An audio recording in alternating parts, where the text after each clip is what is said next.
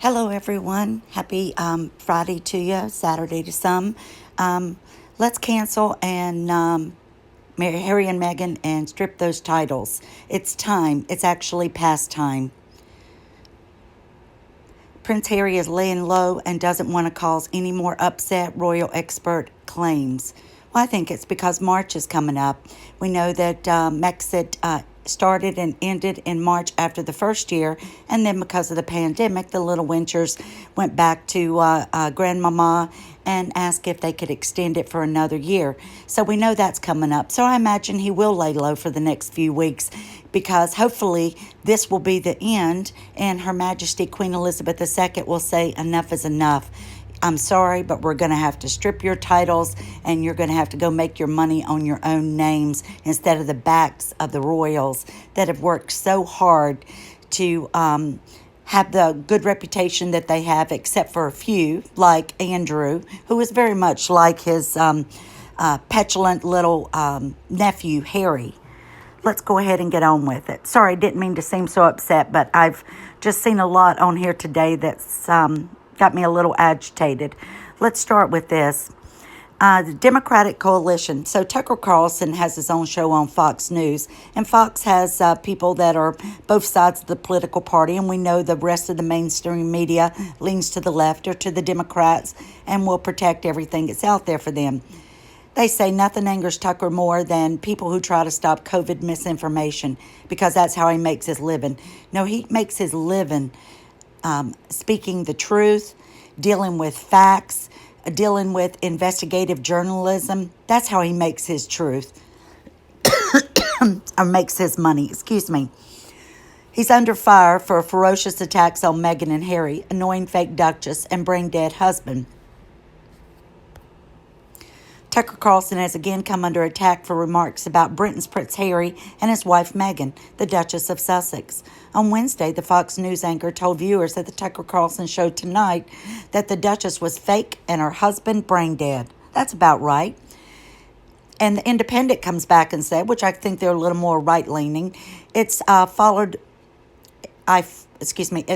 calls from the royal couple for Spotify to address the serious harms. Oh, yeah, right.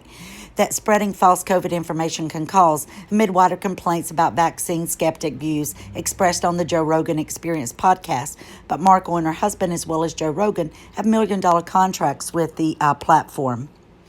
We have continued to express our concerns to Spotify to ensure changes to its platform are made to help address the public health crisis, said the pair in a statement on Sunday. I think what it is they're upset because everybody has seen the ads that Netflix and Spotify's out there doing where they're trying to get content made and they're having to hire a team of producers and content creators to be able to get a show produced for the contracts to help them meet the contract requirements and the money up front that they've received. I think they should just go ahead and ask for their money back and realize nobody wants to hear what they have to say, and it doesn't matter who comes in to work. They won't be able to get along with Meghan because she's a control freak and she wants things done her way, but she doesn't know or have an understanding of what the public thinks about her. We look to Spotify to meet this moment and committed to continuing our work together as it does. Of course, they want to speak out against it just to get their name in the paper because they're out there, going against this misinformation. And so that's all they want to do. They just want to speak up about it, but they don't want to lose their deals when it comes to their pocketbook. They're not going to overstep the line in their complaints to Spotify. Addressing the concerns, Mr. Carlson said, in any case, the pressure to censor Joe Rogan over his views is coming from content providers on this site. And most of them are D-listers. You get that, Meghan? You were always a D-lister. Harry, you've fallen right down the charts with her, too. You're a D-lister as well. The other day, that annoying fake Duchess from L.A. and her brain-dead husband threatened to walk if Spotify refused to muzzle Joe Rogan, said the Fox News host. But of course, they didn't mean it because the two grifters have $1 million podcast deals with Spotify, essentially no work. He continued in reference to a 35 minutes of contents that the pair have created so far on Spotify. While it's not the first time Mr. Carlson has taken aim at Meghan and her husband, dozens of social media users condemned his most recent comments. Of course, we know who that is. That's the mob. That's the Sussex Squad mafia that goes after them, just like they go after any of us who have anything to say about Harry and Meghan, and it has nothing to do with the color of their skin. It has to do with their behavior. Do you get that, people? Spotify has meanwhile promised to introduce a disclaimer for COVID misinformation on the site. Jealous of their deal, Tucker Carlson, let me tell you, Tucker Carlson is not jealous of their deal, wrote as a Twitter user on Thursday, if Joe Rogan has no issues with the podcast disclaimer, what could you have a problem with? Or is it just pure envy? That's what I'm sick of, is every time somebody speaks out against them, they say that it's hate speech or that we're jealous of them or that it has something to do with the color of their skin. That's not the case. That is not the case. Get it through your thick skulls, Sussex Squad. On Thursday, an episode of the Joe Rogan Experience was uploaded to Spotify following an almost week-long hiatus amid criticism of both him and the audio platform for his content. Let me talk about something a minute. I know that Congress and our Republican Representative Paul Gosar, started this to stop the Censorship Act. And this all started when we had a different president in office, and we had one running for office, and there was a laptop found about his son with a lot of incriminating evidence that would also relate to our current POTUS being involved in getting paid from foreign countries to do special deals or meetings and stuff with them. I'll just say that and leave it at that.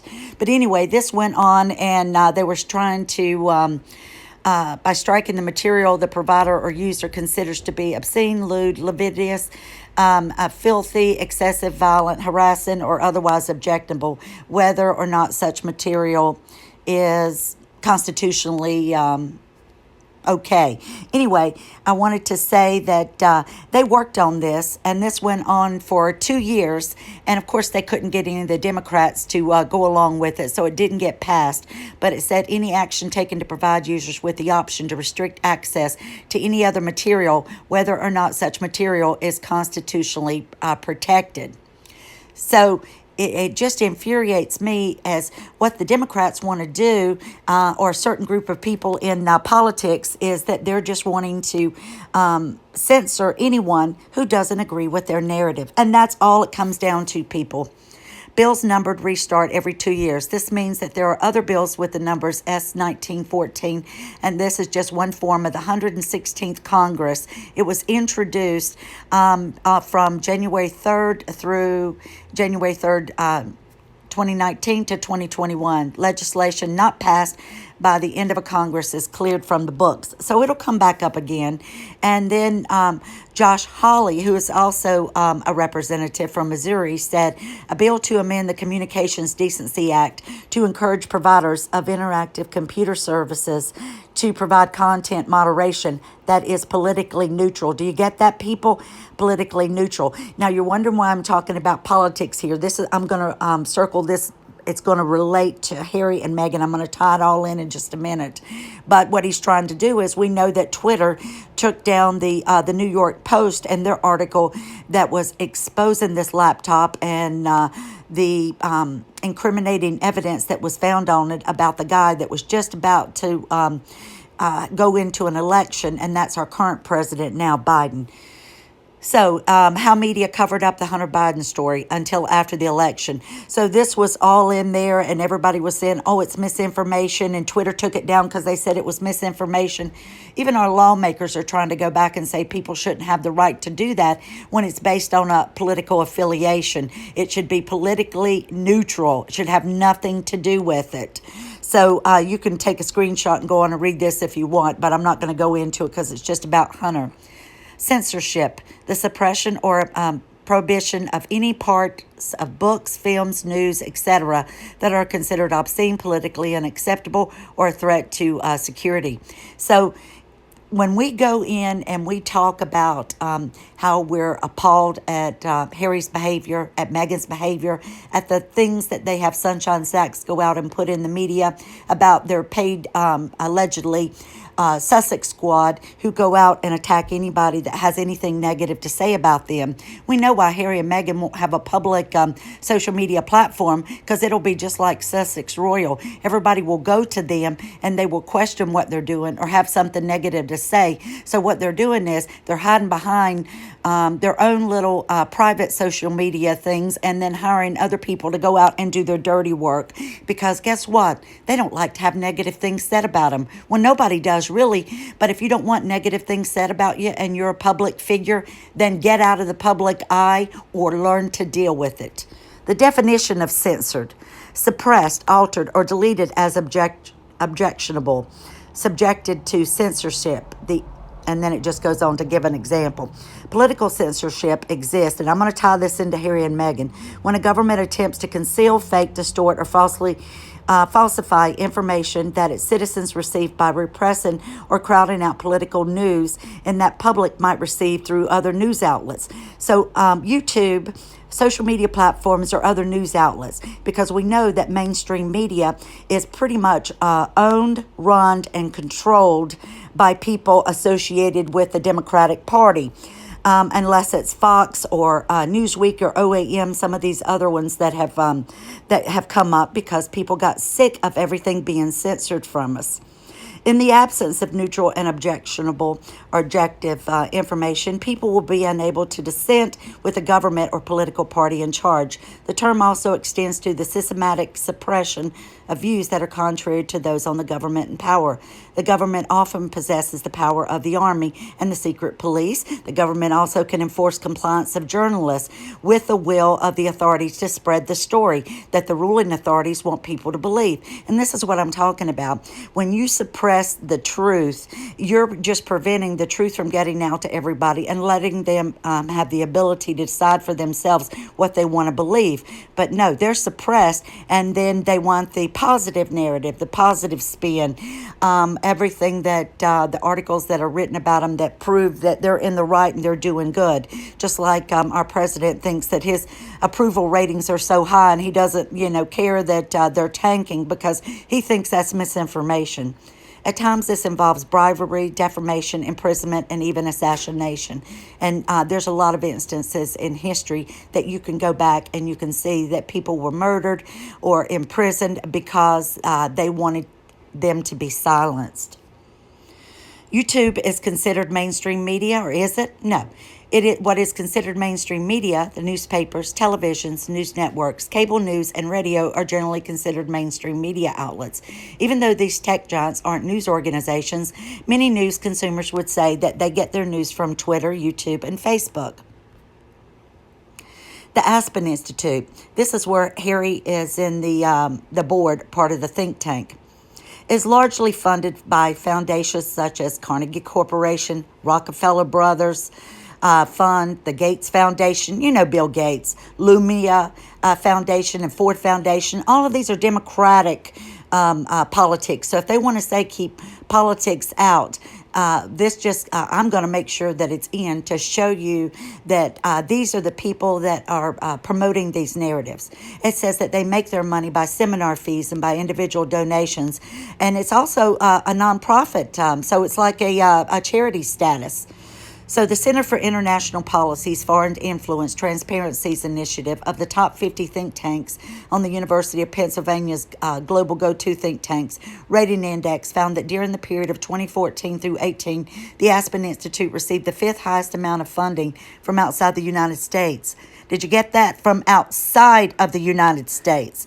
And so that tells you you've got other countries and stuff involved compared to the other think tanks, with the total of more than $8 million from donors that originated primarily in Western democracies, but also sizable donations from undemocratic regimes in Saudi Arabia and the United Arab Emirates. So if you take a look at their site, it will go on to tell you just an average of 2019, the revenue was $160,402,073. Their expenses, $147,137,098. Now, when you go on their websites, you're going to find that they've got 15 locations all around the world, many in the United States. The UK has them. A lot of countries have them.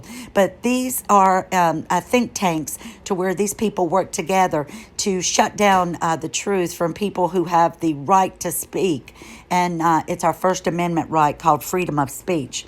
Freedom of expression, battle cancel culture. Get involved today. TheFire.org. Censors seek to limit freedom of thought and expression by restricting spoken words, printed matter, symbolic messages, freedom of association, books, art, music, movies, television programs, and internet sites. So this is a company that stands up and wants people to be able to fight for their First Amendment rights, because we can see that there's a lot of companies out there. And how can they get a charity status? How can they get status as a nonprofit, not pay taxes on all of that money? Let's talk about our First Amendment. The First Amendment is the U.S. Constitution protects that are commonly known as the 5 freedoms. We have freedom of religion, freedom of the press, freedom of speech, freedom of assembly, and freedom of petition. This amendment is part of the 10 amendments to the Constitution known as our Bill of Rights, which was adopted in 1791. And this is what they're trying to do. They're trying to change our laws. If these people don't like the way that our laws were written and they don't want to abide by them, then go live somewhere else, because that's why we're here. Now, who threatens the press? Well, let me just give you a little idea here. You've got heads of states that launching verbal attacks and lawsuits. So that means they can control the media, newspapers, and news outlets to get them to write about what they want them to. Trolls abusing and threatening online. And they also get them not to print things that are out there that are damaging to their reputation, like our current president. There's different security forces harassing, arresting, and beating. So they try to protect people. So other people who threaten the press, there's all kinds of violent groups out there, attacks and death threats. Well, we know who one violent group is, and allegedly is on the payroll of Sunshine Sachs or the Markles, who go after anyone who have anything unflattering to say about them. It says judges can go after the press, delivering draconian sentences. Media owners controlling the editorial line and using job security against their writers. So there's a lot of threats against the press, but where is the integrity in the press and investigative journalism? I would hate to think that I had to draw my paycheck to write for a newspaper that told me what I could and couldn't write, that instead of writing about the truth on a story that I had investigated. It's sickening. Free speech online and on social media. The widespread use of the internet, and particularly social media platforms, has presented new challenges in defining what types of speech are protected by the First Amendment. Social media platforms are private companies, and we have learned about the private companies and that are legally able to establish regulations, guidelines within the communities, including censorship of content or banning of members. Now, we know that they also have protections and laws that protect them from liability in case there were a lawsuit that come up against something that was put on the web. And so Congress had enacted laws to protect people like Twitter, Instagram, Google, and all of these others. But what they didn't give them the power to do was to go back and censor people based on their political beliefs or religious beliefs or freedom of speech. And that's what they've used against us. So now they've had to go to Department of Justice, and they've been under the microscope, and it's still ongoing, the investigations that are being done about the ways that they broke the law. And the government has essentially told them that if you want to continue to have this law that protects you from liability about something that puts on, then you can't go on and start deciding what is against your beliefs or what you believe in, and just allow that content to be on there. Of course, there's rules on there that you have to follow, and you can't have anything that is of course abusive or something that is pornographic by nature. We all know what the rules are, but just because we don't agree with one another, it doesn't mean that somebody has the right to come and shut us down. So I've got a few more things here. Hang with me just a second. I want to leave you with a few things here. So one of the reasons that I had left and stopped making videos, first of all, it was getting aggravating because of all the tax and stuff that you get. But it wasn't so much that. It was my actual health. I was going through some physical health issues that I needed to address, and I needed to have that be my primary focus. And it took me a number of months to be able to get that under control and to start to feel better. And then I slowly kind of came back and just looking at social media and just started my videos again in the last few days. But I am not going to tolerate someone trying to attack me or frighten me. So Sarah Gee, MD from the Sussex Squad, where I went on Access Hollywood and just made my personal views known about why I didn't think that we should listen to Harry when it come to mental health issues and so forth. And then these are the nice ones that I can show. But and then she sends me this mean like white girl from I forgot what this movie's about. It wasn't Legally Blonde. It was something, The Mean Girls or something, but it tells me to shut up. Well, I'm not going to shut up. So blocked and reported. And I went on to report some of her other harassing tweets where she's attacked other people. Tasha Ahmad. Oh, she said to me, "You seem angry. Seek help." I am angry. I am pissed off. But it's because I'm not going to take this abuse from you, Tasha. So blocked and reported and moving on.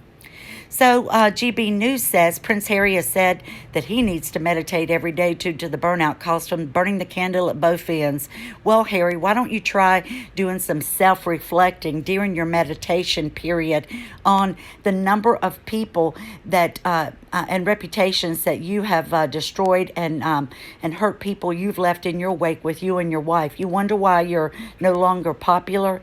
It's because the things that you've done, you've attacked people, and you and your wife have blamed everybody for everything that has happened to you. You can't see that it's you that have caused this. And the more that you're out in the media, the more hypocritical we're going to find it, and the more we're going to want to give our opinions on, especially when all the lies have been proven and the misinformation out there that you're so against that you seem to be the one spreading it. And let me leave you with something our former assassin to President Robert F. Kennedy said.